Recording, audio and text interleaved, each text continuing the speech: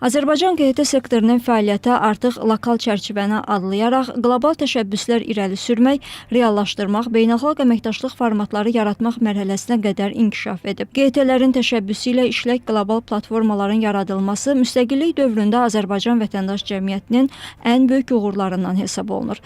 Vətən müharibəsindən ötən 5 ilin təhlili onu göstərir ki, bu dövr ərzində Azərbaycan vətəndaş cəmiyyəti dayanıqlı instituta çevrildi. Milli maraqların müdafiəsində vahid mövqe nümayiş etdirdi.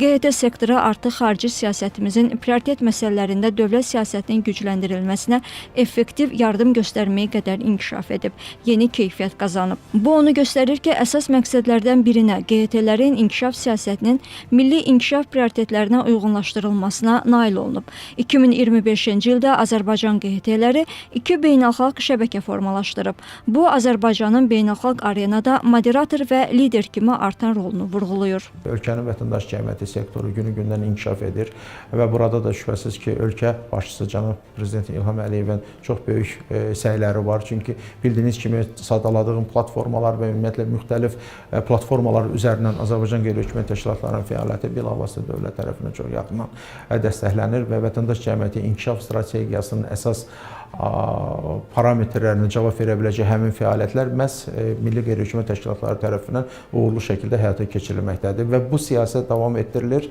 və nəticə etibarilə bizim qarşıdan növbəti çox vacib beynəlxalq tədbirlər, yəni gəlir bildiyiniz kimi 2026-cı ildə eyni zamanda Azərbaycanda Ümumdünya Şəhər Salma Forumu keçiriləcəkdir.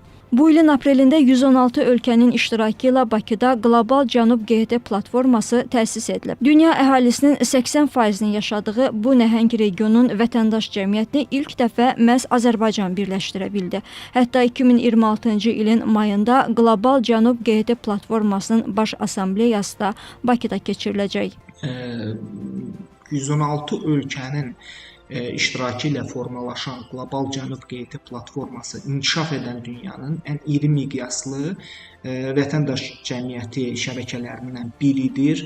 Bu şəbəkədə bildiyimiz kimi əsasən inkişaf etməkdə olan ölkələr,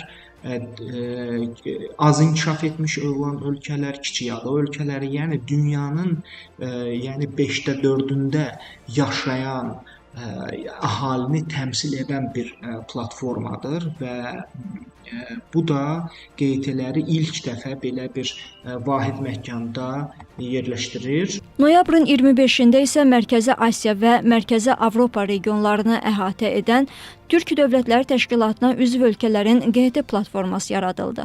Azərbaycan Bakıda başlanan prosesin davamlı olması təşəbbüsü ilə çıxış edərək, Türk Dövlətləri Təşkilatına üzv ölkələrin QHT-lərinin həmrəylik forumunun hər il təşkilata sədrlik edən dövlətin təşkilatçılığı ilə keçirilməsini təklif edib.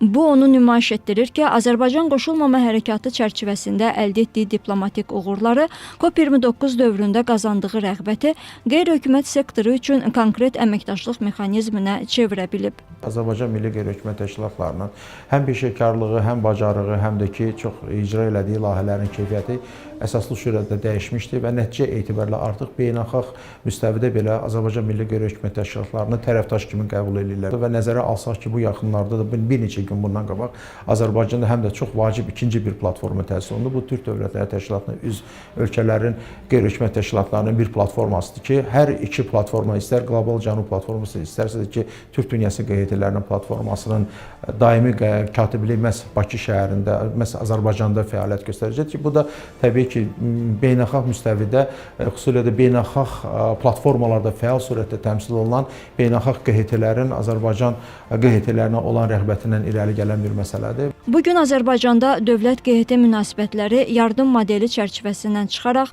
qarşılıqlı məsuliyyət, etimad, şəffaflıq modeli üzərində qurulur. Bu, yeni mərhələyə yüksəlmədir.